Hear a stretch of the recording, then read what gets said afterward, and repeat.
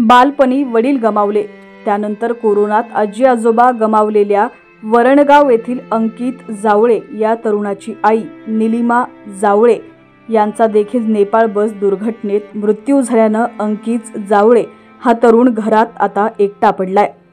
नुकतीच नेपाळमध्ये बस नदीमध्ये कोसळून त्यात जळगाव जिल्ह्यातील भुसावळ तालुक्यातील 25 जणांचा मृत्यू झाल्याची दुर्दैवी घटना घडली होती।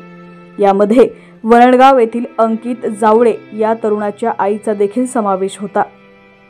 वरणगाव येथील जावळे वाड्यातील एकूण 8 जण या अपघातात मरण पावलेले आहेत। बातमी पूर्ण पाहूया त्याआधी तुम्ही HPN मराठी न्यूज चॅनल पहिल्यांदाच पाहत असाल आणि अजूनही चॅनलला सबस्क्राइब केलं नसेल तर नक्की सबस्क्राइब करा, जेणेकरून आमचे अपडेट्स लवकरात लवकर तुमच्यापर्यंत पोहोचतील। तर अयोध्या दर्शन घेण्याबरोबर नेपाळमधील पशुपतीनाथांच्या मंदिरात दर्शन घेण्यासाठी वरणगाव येथील जवळपास 80 जण 2 बसेसच्या माध्यमातून नेपाळकडे निघाले होते। अयोध्या येथील श्रीराम मंदिर दर्शन झाल्यानंतर नेपाळमध्ये जात असताना काठमांडू जिल्ह्यात पोखरा पॉइंटवरून बस जात होती। एक बस सुरळीतरित्या पुढे निघाली, मात्र दुसरी बस चालकाचं नियंत्रण सुटून नदीत कोसळली।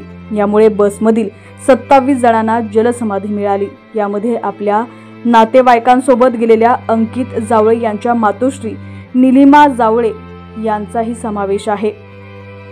अंकित जावळे हा लहान असतानाच आजारपणामुळे त्याचं पितृछत्र हरपलं।